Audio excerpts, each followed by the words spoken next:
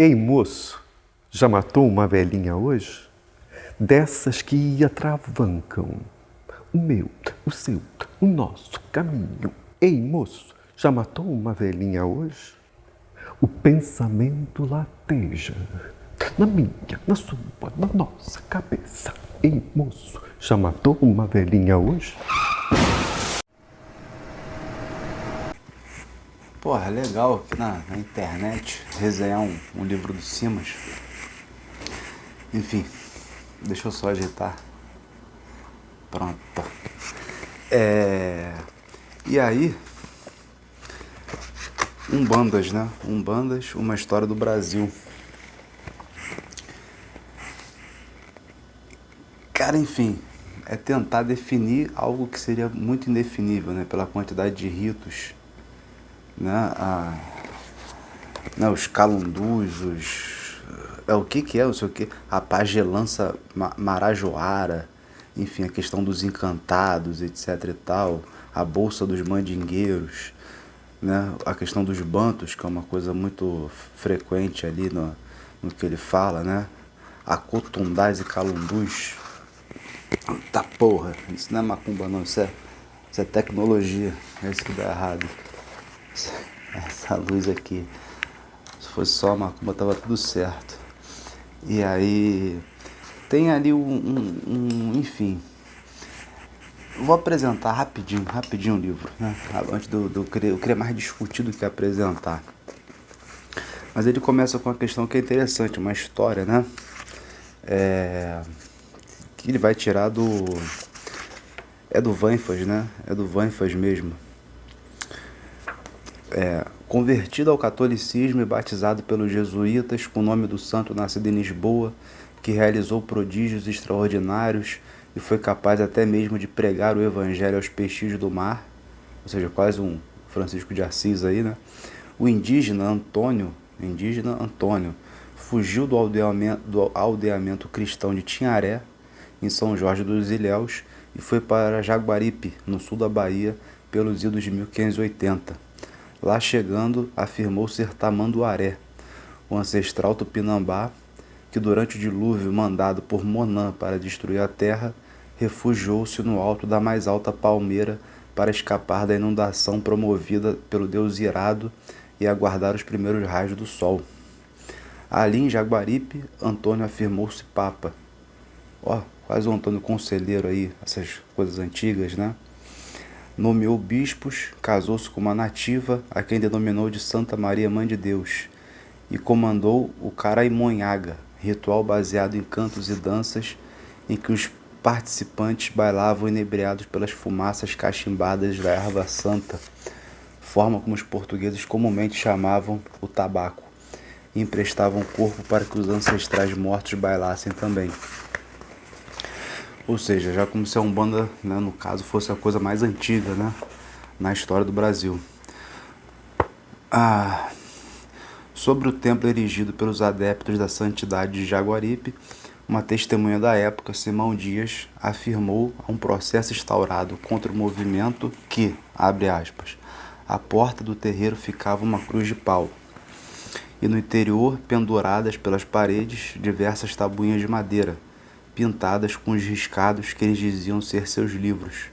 No centro do terreiro, apareceu uma estaca alta de madeira enterrada no chão, sobre a qual se postava o ídolo de pedra, que tinha uma cara com olhos e nariz enfeitado com paninhos velhos. O que aconteceu em Jaguaripe não foi um fato isolado no Brasil colonial. Consta que a cerimônia dos nativos da terra, baseadas em cantos, danças, bebedeiras de cauim, sucções de tabaco e transes místicos de evocação dos antepassados mortos, foram chamados a primeira vez de santidades por um assustado padre Manuel da Nóbrega. Bom, duas ou três coisas tiradas daí. Uma, que é para tirar, né, desmistificar, né, a história lá do Zerito de Moraes, que a Umbanda começou, né, na República Velha, recebendo os espíritos, né, incorporando os espíritos, né, quando ele resgata essa história antiga que ele quer mostrar que isso já acontecia desde que o Brasil é Brasil, desde sempre, ou seja, todas essas misturas, né?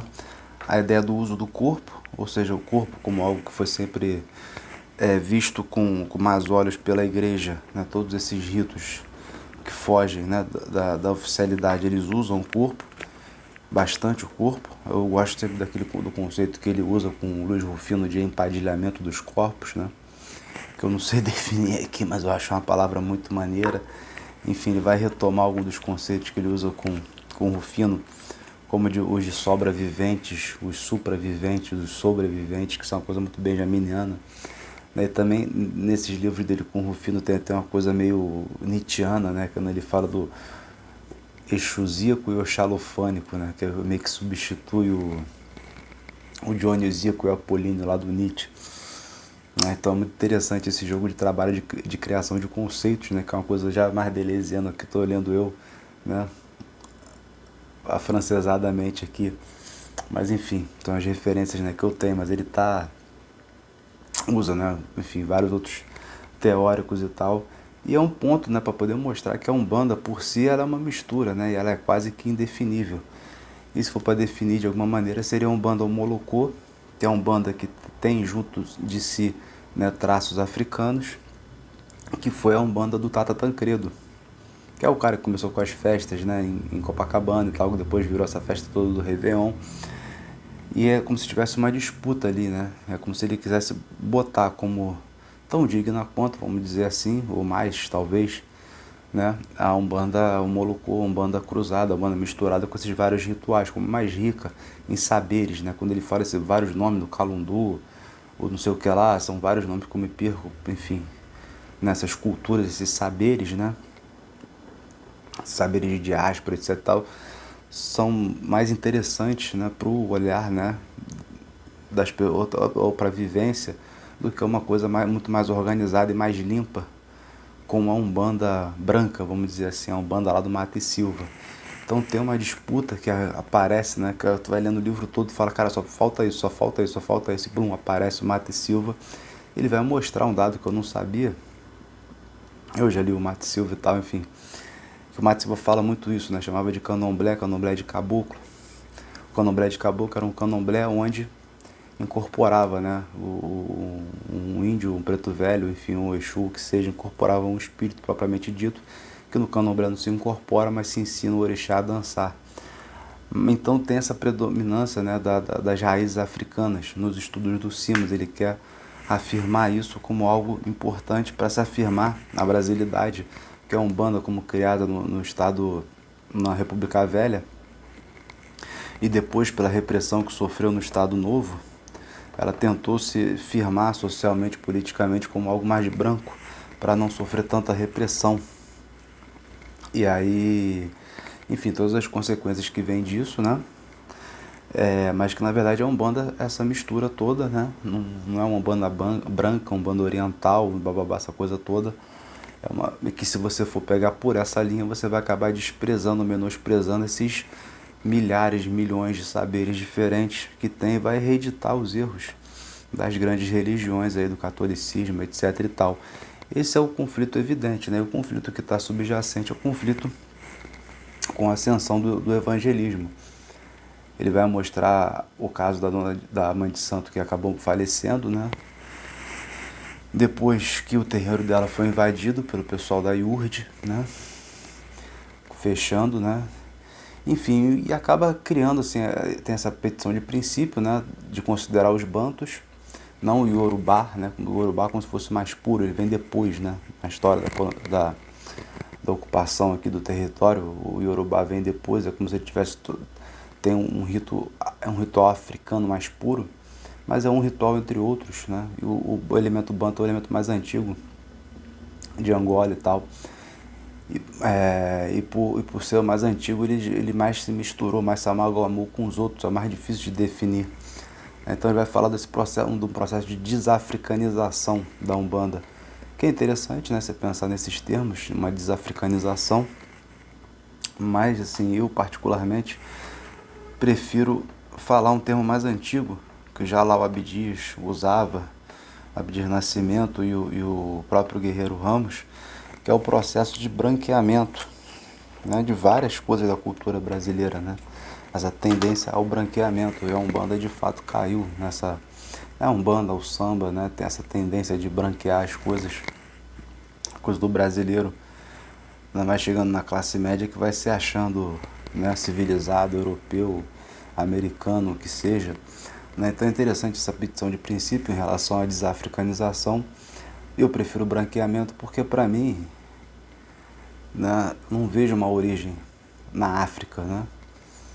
E ele começa o livro mostrando uma origem no próprio Brasil, né, uma origem indígena. Só que é difícil você hoje, né, falar de uma origem desses rituais que seja, quer dizer, europeia não é, né, ou até é por algum motivo, porque pega coisas aí do catolicismo e tal, né, Jesus Cristo e tudo mais.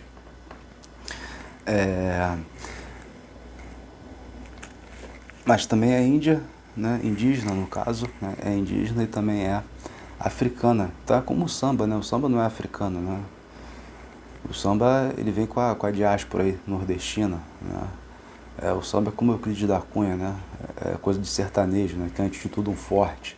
São sertanejos ou descendentes de sertanejos, de nordestinos, né, nordestinos, filhos de nordestinos, netos de nordestinos, que vão fazer aqui no Rio de Janeiro o samba. A mesma coisa para a Umbanda, né? E não é porque a Umbanda sofreu esse processo de branqueamento que o samba também não sofreu, né? O samba sofreu forte, né? Tá aí a Bossa Nova, e que também foi uma forma de legitimação nacional, aí já na época do JK, né? Internacional no caso, né? Do Brasil, mas tinha o Pixinguinha e tal, etc. Já antes, a viagem lá dos Três Batutas e tudo mais, né? Já servindo como para esses fins aí do Estado Nacional. Então, é difícil você falar de uma desafricanização, porque também você teria uma desindigenização, teria até uma descatolicização por causa dos evangélicos.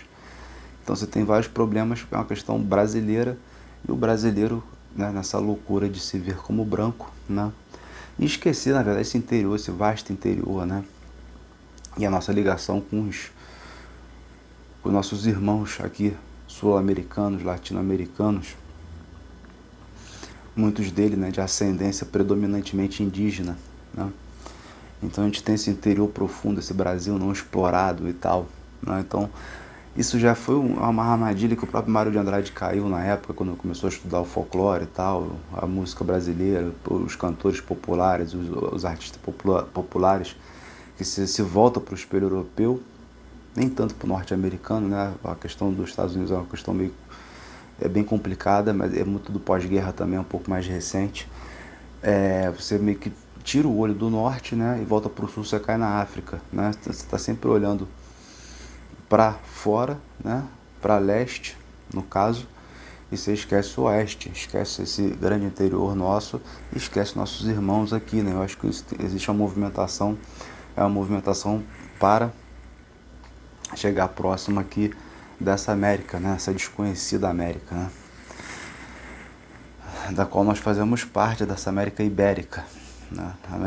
A América não ibérica é uma complicação terrível, né? Mas eles são muito europeus, né? Muito mais, né? Falando em termos de pureza, eles resguardaram, infelizmente para eles, muito mais traços de pureza, entre aspas, aí.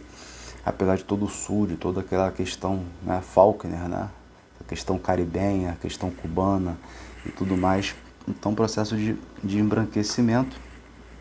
E realmente, assim, eu estou falando pela minha vivência, pelo que eu vejo, pelo que eu já vi também, acho que os terreiros eles acabam se dividindo. Ah, não, isso eu esqueci de falar, o próprio candomblé é algo brasileiro, né? Também nasceu aqui, né, reunindo os orixás das diversas regiões africanas, né? Algo diaspórico mesmo, da diáspora africana, especificamente africana, né? Então acho que, falando de candomblé, de repente fica mais fácil de você falar de um processo de desafricanização, mas falando de Umbanda, acho que é melhor falar sobre o embranquecimento, né? E aí é curioso, são duas coisas, né? Uma coisa né, das minhas experiências mesmo, que eu vejo isso muito marcadamente, né? Terreiros que são terreiros, vamos dizer assim, de índio, de indígena, né? terreiros mais de cura, não tem tanta essa coisa do feitiço. Por exemplo, eu já vi num terreiro, uma vez isso é inesquecível, eu vi, sei lá, 20 anos atrás, há muito tempo atrás, né, o preto velho descendo no terreiro falando horrores, né? Aqui não é meu lugar, porque eu sou baiano, que eu isso, que eu aquilo, que eu faço aconteça, eu faço um monte de mandinga, um monte disso, um monte daquilo, e aqui é tudo calminho, que não tem nada, bababá. Aqui eu não desço mais, né? Depois, não sei se ele voltou a descer, enfim, já depois da história, eu só vi essa história. E depois baixou o caboclo, na mesma média, né, na mesma pessoa, e o caboclo calmo, sabe, como se nada tivesse acontecendo e tal. Ou seja, é a linha dele ali, aquela linha mais das ervas e tal, dos cristais, que era o que ele trabalhava. Elas são linhas diferentes, não tem linhas que realmente tem uma pegada, uma puxada mais africana. Aí você vai nesses terreiros que tem muita gira com preto velho, com Exu, né, com, enfim, vários tipos, marujo, cigano, etc e tal. E uma linha que a caboclagem, né, domina. Isso é muito comum, característico, né? Acho que é importante essa divisão. E, assim, na minha opinião pessoal, é uma papagaiada essa coisa, que é Oriente, tipo, como se for Oriente, porque, né, por ter sido Oriente, por ser Oriente, for melhor do que a África e tal, né? E a África para nós é Oriente também, né? Ele vai mostrar lá na década de 50, quando vai ter a confederação lá umbandista e tudo mais, como o pessoal tenta justificar a Umbanda como algo oriental. Ah. Dos hindus e tudo mais, e bababá, a Umbandã, aquela coisa do nego. O pessoal que conhece um pouco sabe dessas histórias de Umbandã e tudo mais, né? Isso é um ponto, né? Uma coisa é essa frescurada também misturada com necessidades políticas. Outra coisa é o que acontece real, que é uma divisão, né? Predominantemente indígena, predominantemente africano. Muda a configuração do terreiro, né? Isso é fato, isso é uma prática, não tenho o que dizer. Então o processo de desafricanização fica uma coisa um pouco restrita. De outro lado, que é o lado da briga mesmo dele, né? Tem a briga explícita, que é a briga do Tata Tancredo com o Mata e Silva, que vai fazer uma tenda do Oriente e tal. O Mata e Silva é muito bonito, cara. Quem nunca leu, né, sei lá, Umbanda, os poderes da mediunidade, ele conta cada história de mediunidade bizarra. Cada história, assim, que é incrível, inacreditável. São as coisas sensacionais, né? E eu não sabia que o Tata Tancredo tinha tanta coisa escrita, que os dois meio que tinha uma treta. Ou seja, eu acho que resgatar uma treta dessa, o nego fala, vou resgatar a briga do Guerreiro Ramos com Florestan Fernandes, né, sobre a questão do método sociológico, né, na academia, nego, né, que loucura. Olha que interessante, olha que proposta interessante no livro, resgatar essa disputa, né, por legitimidade entre o Mata e Silva e o Tata Tancredo, né? É muito do caralho, né? E vai mostrar que, enfim, junto, né, com esse movimento de embranquecimento, né, da Umbanda, teve o movimento do Teatro Experimental do Negro, teve a fundação lá do Clube Renascença, né, que existe até hoje lá o Samba dos Trabalhadores e tal, famoso, né, o pessoal emenda com a Pedra do Sal, a famosa Super Night de segunda-feira, para quem pode, né, enfim, a Afoxé Filho Gigante vai sendo criado, você tem todo o Rio Negro do Ney Lopes, que é um puta de um romance, né, exatamente surgindo toda essa movimentação negra e que de fato é silenciada, né? Que de fato é silenciada. E agora o Simas é um cara, é um branco, né? Enfim, falando sobre o embranquecimento da Umbanda. Ele faz parte desse processo de embranquecimento. Você vai aí nesses sambas aí da vida, aí tem um cara lá e tal que é pai de santo, cantor, é pai de santo. O cara, meu irmão, se o cara tivesse falado que fez o pós-doc na Sorbonne, entendeu? Isso daria no mesmo, um puta de um burguesão que deita, raspa a cabeça, os caralho a quatro. Ou seja, para esse cara brancão, super brancão e tudo mais, se ele for para uma Umbanda branca, vamos dizer, dita assim, de caboclo, mais leve, ele vai virar nada, né? Ele não vai conseguir se destacar. Ele, para poder criar um contraste entre o que ele é de formação, né, e de aparência, ele vai logo deitar logo por santo e fazer logo uma coisa bem africana, que é para exatamente mostrar que ele é brabo, né? Então faz parte desse processo de embranquecimento da própria Umbanda, essa integração desses brancos na Umbanda mais africanizada, menos indianizada. Acho que é melhor botar essa dualidade, porque se for falar europeizada, né, você vai para o Kardec, não tem, né, não tem muito como escapar, né, vai para o Kardec.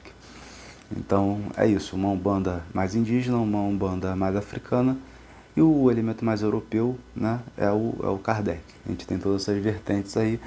Eu gosto muito de entender a Umbanda como, não sei lá quem falou isso, foi o próprio Mato Silva, não sei, a Umbanda como o espiritismo de pobre, né? Ou foi uma preta velha, né? Uma vez eu ouvi também uma preta velha falando: meu filho, por que você vai dizer que o Chico Xavier lá quando está escrevendo ele não está incorporado? Então qual a diferença? A diferença é que lá eles escrevem que a gente fala, né? Então assim, é isso, né?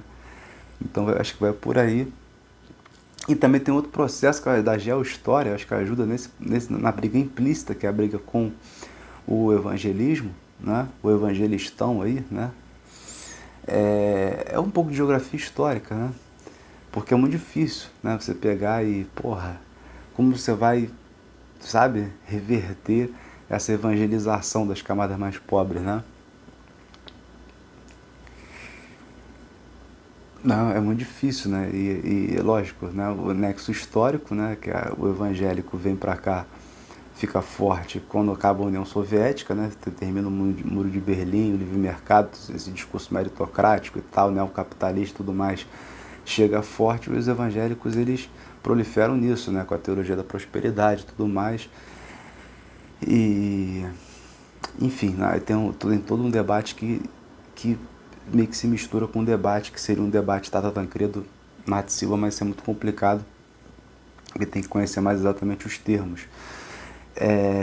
Então, o evangélico tem a ver com essa mudança, né, geopolítica, né, essa mudança geohistórica, eu prefiro, né, que geopolítica é aquela coisa lá do Ratzel, tá, aquela coisa do imperialista europeu, né, tanto britânico como alemão, né.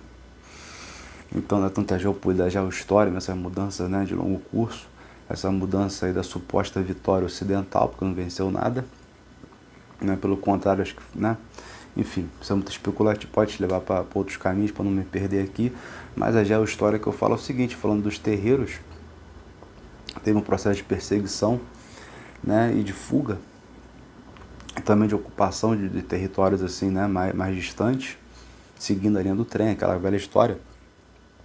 Então a Baixada Fluminense foi um lugar que sempre teve muitos terreiros, né? Quem frequentou e tal, conhece um pouco a Baixada Fluminense, sabe que você pode dividir em dois polos. Você tem um polo da Dutra, né? Aqueles municípios ali, aquelas regiões mais próximas da Dutra, é o evangelistão, né? Total. Agora, se você for para os lugares da Baixada próximo da antiga linha ferroviária, né? Que ligava lá, enfim, com Petrópolis e tal, lá para Piabetá, né? Pau Grande, lugar lá de Garrincha, Raiz da Serra e tudo mais, né? Na antiga estrada, ali, e também como ficou também na natureza, não teve essa modernidade, essa passagem tão modernista assim, né? Essa ligação que São Paulo acabou trazendo para essa região.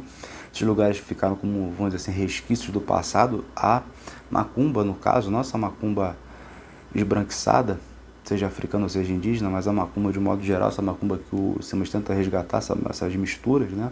Essa diversidade, essa riqueza, ela ficou muito presente, ainda é muito presente, muito viva nesses lugares onde a chamada modernização não chegou. Então acho que também seria um debate a ser feito, ou seja, é um livro interessante que propõe, né, uma série de debates, ainda mais para quem já conhece um pouco, né, um pouquinho mais, e tinha mais uma coisa, ou seja, eu não apresentei o livro, estou falando só dos debates do livro, né, o que está ali presente. Ele vai reapresentando coisas que apresenta em outros lugares, mas tinha mais uma coisa, a Baixada, na Estrada Velha, Dutra, branqueamento, bom, não lembro, se eu lembrar até acabar, que eu vou acabar agora já, mas se eu lembrar eu falo, mas eu queria só fazer uma saudação aqui pessoal, né, eu conheci o Simas pelo Joel, acho que passei a considerar o Simas através do Joel, lembrei, é um livrinho muito simples, né, que ele vai reeditando muitas coisas que ele já fez em outros livros, que é toda a primeira parte. Acho que a parte mais nova, né, do debate mesmo, é a segunda parte, que é menor, tem cerca de 50 páginas, a primeira parte tem cerca de 100, né. A segunda parte é que tem uma coisa ali mais, que tu vê que tem uma diferença, muda um pouco, né. Então acho que marca um processo interessante, né, que começa no Pedrinhas Miudinhos e parece que aqui meio que fecha, né, esse processo, né. Eu acho que tem um círculo aí bem feito, né? Começa o Pedrinho Hermildinhas, ele encontra o Luiz Rufino, faz o fogo no mato, o Flechas no Tempo. O Luiz Rufino lança o Exu Pedagogia das Encruzilhadas. O Simas lança o Corpo Encantado das Ruas, aquele livro sobre Maracanã, que é do Caraca, né? Que já tem a ver com outras coisas que o Simas faz. Enfim, eu tô falando só sobre essa questão da macumba, né? A Ode a Maru Shampoo. A Ode a Maru Shampoo tem uma passagem que é sensacional, né? Que, sei lá, tá em 68 e o Garrincha tá jogando lá no Alecrim do Norte, né? Enfim. E o que aconteceu, né? O que aconteceu? Essa coisa totalmente que seria irrelevante, né? Ele pega o livro do Zueni Ventura e falou que jogou fora, jogou no lixo, que não falou nada importante. O importante é que em 68 tava o Garrincha lá no Alecrim do Norte jogando bola. Ou seja, alguma coisa aconteceu pro Garrincha estar lá, né? Que pelo amor de Deus, porra, um puta no jogador ter parado no time daquele, é que tava tudo acontecendo errado, né? Tava tudo muito errado. Então isso é muito interessante, muito sugestivo. Então, sim, mas tem essa coisa de coisas nossas e tal, de pegar nessas tradições populares, converge com esse ciclo da macumba. O que eu achei interessante no caso é que ele, quando pegou com o Luiz Rufino, né, e conseguiu expandir, vamos dizer assim, a proposta que estava naquele Pedrinho Hermildinhas, ele conseguiu colocar a macumba no jogo, né? A macumba na ciência, a macumba na epistemologia, a macumba no debate, né, intelectual e tal. Acadêmico é outra coisa, né? Mas no debate intelectual. E aqui fica, né? Acho que fica meio que, para mim, é como se fosse isso fecha um ciclo muito interessante. Vamos ver como isso vai se desenvolver mais para frente. Vai ter diz, né, a biografia sobre a biografia do Ney Lopes. Porra, tô esperando, né, com ansiedade, né? Eu gosto muito do Ney Lopes, dos romances do Ney Lopes, da música do Ney Lopes, mas os romances do Ney Lopes são impressionantes, né? De bons. Enfim, eu queria fazer isso que fecha um ciclo. De outro lado, que eu dei legitimidade assim, né, e resolvi gastar o meu tempo, né, lendo Simas por causa do Joel, que é alguém que eu respeito muito, né, o Joel Rufino dos Santos. E essas coisas que ele está fazendo, que agora tá ficando super pop, porque não era tão pop assim tempos atrás, a pandemia, a virtualização da economia, de tudo, acho que ajudou a difundir isso, né? Esses encontros, né, nesses bares e tal, no subúrbio agora também, né, tem a ver com os agitos culturais que o Joel, né, dizia que era necessário ser feito, né, esse encontro da intelectualidade, dos intelectuais burgueses com os intelectuais dos pobres, né? Ele vai até dizer que quase o cara que fecha a épora, né, épora do social, né, é o Ney Lopes, é como se fosse um ponto ideal, é muito louco isso, né? Enfim, é como se o Ney Lopes fosse esse ponto ideal, mas ao mesmo tempo quem está fazendo, né, esses agitos culturais que o Joel falava é o Simas, né? Então acho que esse é um ponto interessante. E é isso, né?